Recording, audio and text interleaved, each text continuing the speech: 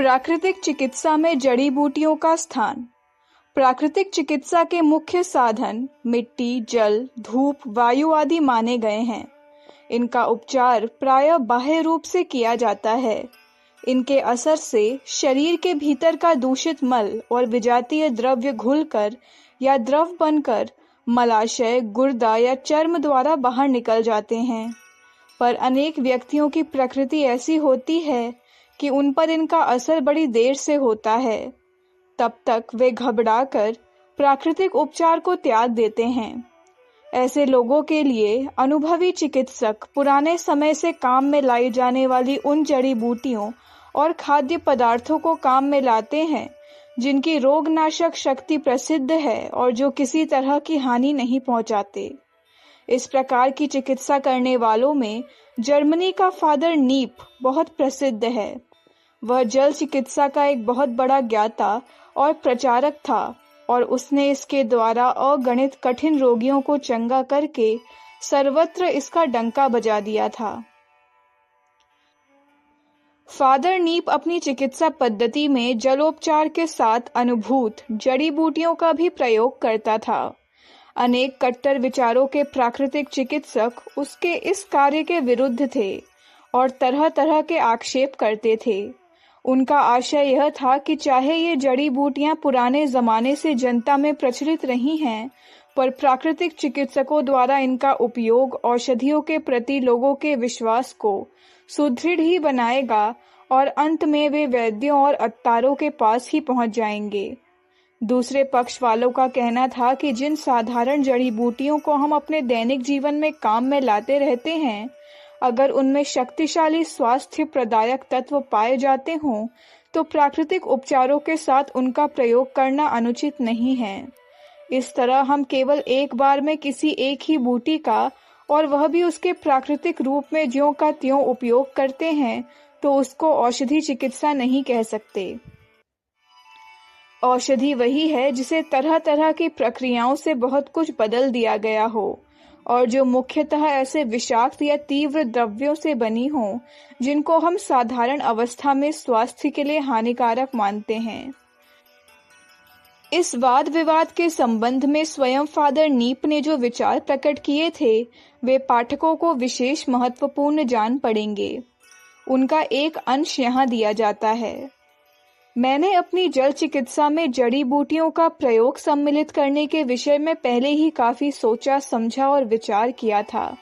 मैं जानता था कि ये दवाएं यद्यपि भीतर पहुंचकर रोग को मिटाने में काफी सहायता देंगी, पर उनको प्रयोग करने से लोग यह समझेंगे कि हमको अपने जल चिकित्सा पर पूरा विश्वास नहीं है। पर वास्तविक बात यह थी कि कितने ही रोगियों को जलोपचार से बहुत भय रहता है और वे अधिक समय तक इलाज में लगे रहने में समर्थ नहीं होते।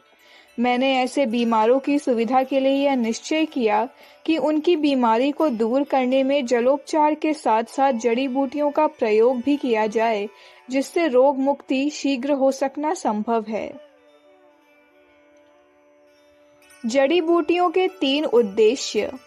जो लोग मेरी जड़ी बूटियों का ध्यान पूर्वक निरीक्षण करेंगे वे तुरंत यह अनुभव कर लेंगे कि जलोपचार की तरह उनके भी वे ही 3 उद्देश्य हैं। प्रथम, शरीर के भीतर जमा दूषित तत्व को घुला देना, उसको बाहर निकालना और अंग प्रत्यंगों को सशक्त बनाना। इस संबंध में मेरा विश्वास है कि जल का बाह्य उपचार और जड़ी बूटी का भीतरी उपचार एक दूसरे के सहायक हैं और मिलकर आरोग्यता प्रदान करते हैं। जो लोग इस भ्रम में हैं कि जल के उपचार बड़ी कठोरता और कट्टरता से किए जाएं, वे गलती कर रहे हैं। इसी प्रकार जो यह विचार करते हैं कि जड़ी बूटियां लगातार और अधिक परिमाण में ली जाएं, वे भी भूल में पड़े हैं। सदैव समस्त अवस्थाओं में इस सुनहरी नियम को दृष्टिगोचर रखना चाहिए कि उपचार चाहे बाहरी हो अथवा भीतरी, उसका अत्यंत सौम्यता के साथ प्रयोग करना ही हितकर होता है।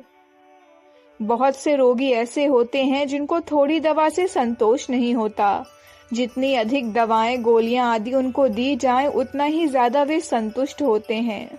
मैं एक बहुत अच्छे चिकित्सक को जानता हूं जो रोगी को कम से कम दवा देता था, इस कारण रोगी उससे बार बार शिकायत करते और दवाएं मांग मांग कर तंग करते थे। उसने कहा कि जब मेरा ऐसे मूर्ख व्यक्तियों से पाला पड़ता है तब मैं उनको आटे की बनी गोलियां दे देता हूँ जिसमें दवा की सी महक आती है पर पानी के सिवाय कुछ नहीं होता। वे इन गोलियों को खुशी से ले जाते हैं और बाद में जब मैं पता लगाता हूँ तो उन्हीं से उनकी बीमारी ठीक हो जाती है और वे कहते हैं कि ऐसी दवा तो हमको जीवन में कभी मिली ही नहीं। प्लेटन का मत। एक दूसरे बड़े चिकित्सक प्लेटन ने लिखा है कि जलोपचार के साथ अनुभव में आई हुई प्रभावशाली किंतु निर्दोष वनस्पतियों जड़ी बूटियों का सेवन करने से बहुत सहायता मिलती है और जमा हुआ मल अपेक्षाकृत शीघ्र घुल मिलकर निकल जाता है। यह अवश्य देख लेना चाहिए कि ऐसी जड़ी बूटियों से बाद में कोई हानिकारक प्रतिक्रिया न होती हो। मैं नहीं समझता कि इस प्रकार जड़ी बूटियों के प्रयोग में कोई हानि है। उन कट्टर और हठ धर्मी लोगों से जो कैसी भी लाभदायक जड़ी बूटी का तनिक भी प्रयोग करना नहीं चाहते, मैं यही प्रश्न करता हूँ कि क्या वे अपने मरीजों को भोजन संबंधी नुस्खे नहीं बतलाते? क्या वे उनको सलाद, पालक, सिलारी, प्याज, लहसुन, अदरक आदि का आवश्यकता अनुसार प्रयोग करने की सलाह नहीं देते? वे जानते हैं कि ये और कितने अन्य पौधे नित्य प्रति हमारे रसोई घरों में काम में लाए जाते हैं। उनमें निश्चित रूप से दवा का गुण होता है और यही कारण है कि वे हमारे भोजन में एक महत्वपूर्ण अंग माने जाते हैं। हम ऐसे बहुत से लोगों को जानते हैं जिनको प्राकृतिक उपचारों से प्राप्त होने वाले लाभ पर पूरा विश्वास है, पर जिनमें दवाओं का विश्वास भी ऐसी मजबूती के साथ जमा हुआ है कि वे दवा की बोतल का त्याग बड़ी अनिच्छा पूर्वक करते हैं।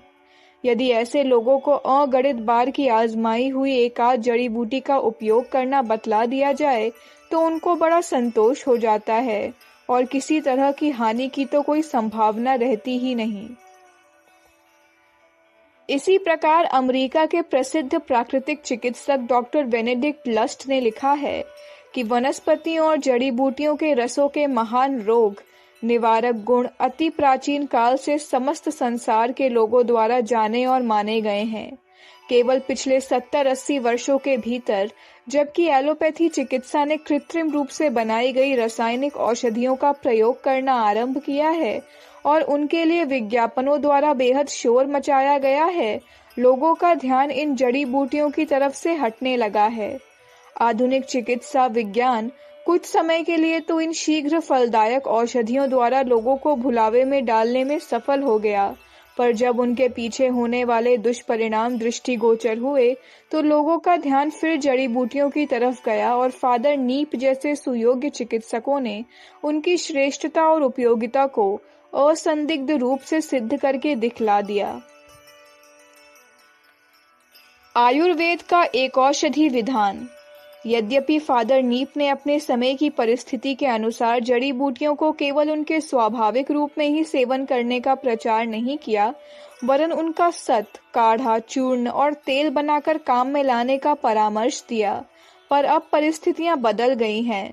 इसलिए यदि हम औषधियों का इतना विस्तार न भी करें तो भी किसी एक जड़ी बूटी को उसके प्राकृतिक रूप में प्रयोग करने में कोई हानि नहीं बतलाई जा सकती। केवल औषधि का नाम लेकर दोषारोपण करने से कोई लाभ नहीं।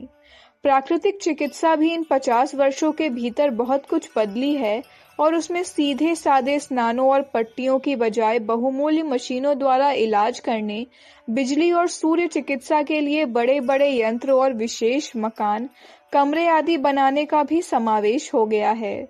इसके अतिरिक्त हमारी प्राचीन विधियों का ध्यान रखा गया है। आयुर्वेद के सबसे प्राचीन ग्रंथ चरक संहिता में काष्ठौषधि और वनस्पतियों को ही प्रधानता दी गई है। भस्मों का प्रयोग बाद के कुछ चिकित्सकों ने ही अधिक फैलाया है। इसलिए यदि हम आयुर्वेद में प्रयुक्त आमतौर से मिलने वाली कुछ जड़ी बूटियों का प्रयोग करके रोगों का निवारण शीघ्रता पूर्वक कर सकते हैं तो इसमें ऐतराज अथवा हानि की कोई बात नहीं। एक प्रमुख भारतीय चिकित्सक ने जड़ी बूटियों का समर्थन करते हुए एक बहुत बड़ा निबंध लिखा है। उसमें उन्होंने जिन वनस्पतियों, बूटियों तथा अन्य पौधों से प्राप्त वस्तुओं का वर्णन किया है, उनमें से कुछ के नाम यहाँ दिए जाते हैं। हींग, रसौत, पतन, सुपारी, काली मिर्च, अतीस, बांस, बरगद, कपूर, काला जीरा, बड़ी इलायची, चौकसू, कोयला, दालचीनी, धनिया, जीरा, सीतल चीनी, वाई विडिंग सौंफ, बबूल, मेहंदी, तुलसी, ईसबगोल, अलसी, पीपल, अडूसा, गेंदा, नीम, मांजूफल, अजवाइन, पिपरमेंट, खसखस, कलौंजी, गुलाब, केसर, चंदन का तेल, हल्दी, वनफशा और सग्ध आदि। इस सूची को देखकर हम कह सकते हैं कि इनमें से अधिकांश वस्तुओं का उपयोग हम साधारण अवस्था में भी मसालों अथवा अन्य रूप में करते रहते हैं और इनमें कोई भी चीज ऐसी नहीं है जिसको विषाक्त या विजातीय कहा जा सके। इनमें से कितनी ही चीजें तो भोजन के रूप में ही शरीर के भीतर जाती हैं और अपना प्रभाव डालकर साधारण रूप में मल के साथ विहर्गित हो जाती हैं। तेज इंजेक्शनों की तरह वे हमारी रक्त प्रणाली में सम्मिलित होकर किसी खास स्थान पर विजातीय पदार्थ के रूप में जमा नहीं हो जाती।